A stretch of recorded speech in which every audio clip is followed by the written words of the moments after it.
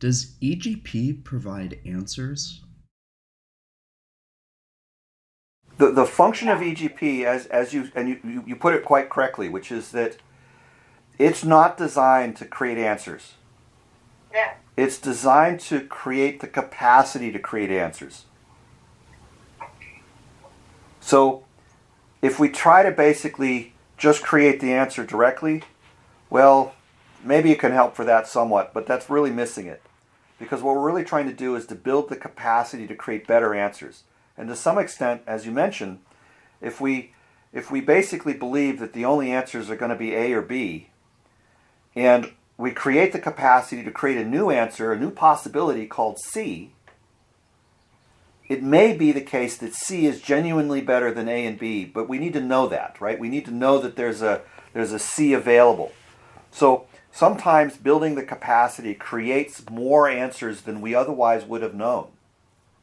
So in effect, rather than trying to select from an existing set of options, we're trying to increase the number of options that are available to select from.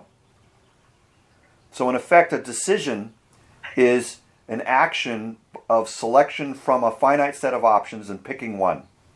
Decide, to cut away.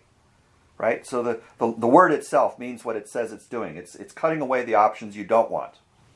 So the decision process goes from a larger number of options to a smaller number of options, and that's just how it works.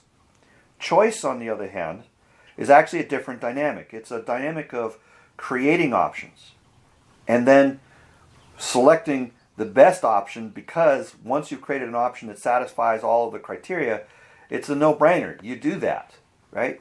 So in effect, if you come up with a solution that's literally win-win for everybody at every level, nobody's going to fight it because they're winning. They want that, right? So in effect, it's a methodology of identifying. EGP is a methodology of identifying ways for us to uncover obvious solutions. Now they're not obvious initially, but they become obvious because we're asking better questions.